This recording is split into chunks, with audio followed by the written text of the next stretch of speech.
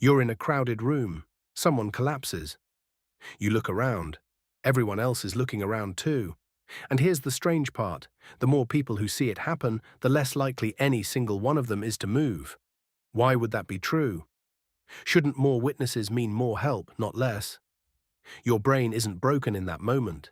It's doing something ancient, something it was built to do long before hospitals, before phones, before the idea of a stranger in distress on a sidewalk. Your ancestors lived in small bands. Every face was familiar. Every emergency was personal. There was no such thing as someone else will handle it, because there was no one else. Just you, and the people you knew, and the immediate, unshakable sense that their survival was tied to yours. That world shaped the wiring you're using right now, and it collides, hard, with the world you actually live in.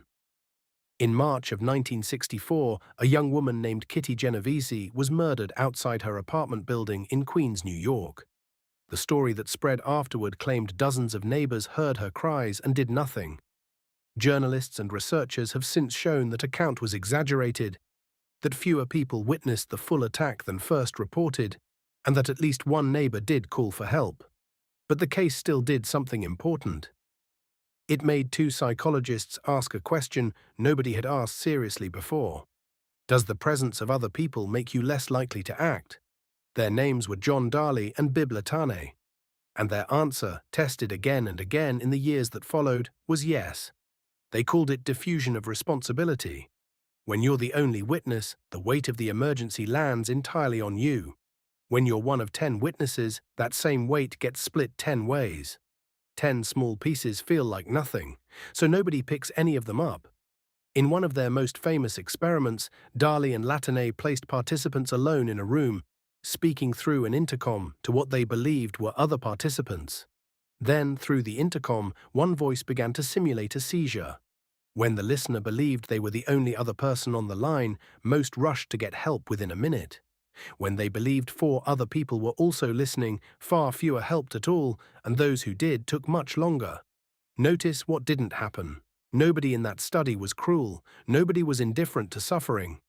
What changed wasn't their compassion. What changed was their certainty.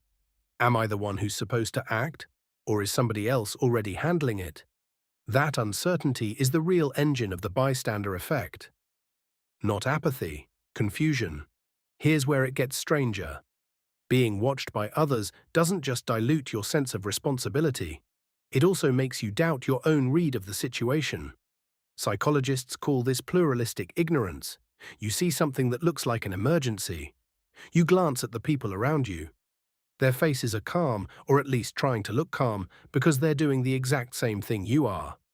Scanning you for a reaction, each person reads the group's outward calm as proof that nothing is actually wrong. So the group performs a kind of collective calm that none of them individually feel. And the emergency goes unanswered, not because everyone is fooled, but because everyone is fooling everyone else at the same time. Think about how fast this happens. There's no meeting, no discussion. Just a few seconds of eye contact and posture, and a decision gets made without anyone deciding anything. You'd think 100 witnesses would be the safest possible situation. In some ways, it's the most dangerous. Not because people are worse in crowds, because responsibility becomes invisible in crowds. But the story doesn't end where the 1968 research left it. For decades, the bystander effect is real and it's strong was treated as settled science. Then, in 2011, a psychologist named Peter Fisher led a team that gathered decades of bystander studies and looked at them together. What they found complicated the original picture in an important way. In situations involving actual physical danger, violent conflict, situations where helping carried real personal risk, the bystander effect weakened. Sometimes it reversed. More witnesses sometimes meant more helpers. Not fewer, especially when the danger was severe enough that the ambiguity Darley and Latane studied simply disappeared.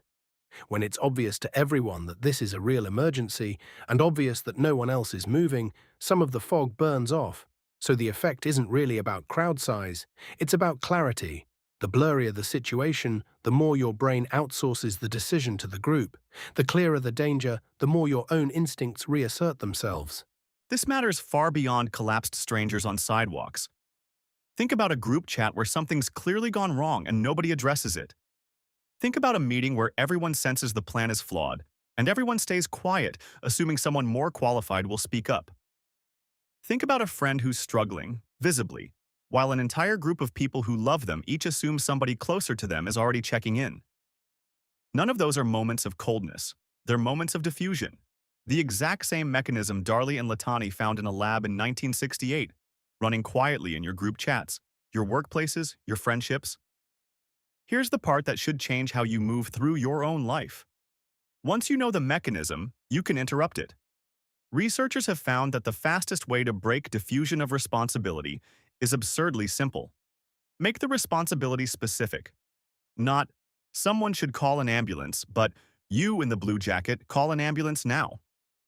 The moment a responsibility has a name attached to it, the fog Darley and Latani discovered evaporates almost instantly. The person addressed stops scanning the crowd for permission. They act. You can use this on yourself too. The next time you notice you're waiting for someone else to speak up, waiting for someone else to check on the friend, waiting for someone else to say the thing that needs saying, ask yourself a very old question dressed in new clothes. If I were the only one here, would I already be moving? Your ancestors never had to ask that question because, for almost the entirety of human history, there was no one else to defer to. That version of being human is still in you, underneath every crowded room, every silent group chat, every moment you glance sideways to check what everyone else is doing before deciding what you'll do. The room hasn't changed since 1964. It's still full of people quietly waiting for someone else to move first. The only real question left is whether you're willing to be that person, or whether, once again, you're going to wait for the room to decide for you. Thanks for watching this video. Don't forget to like and subscribe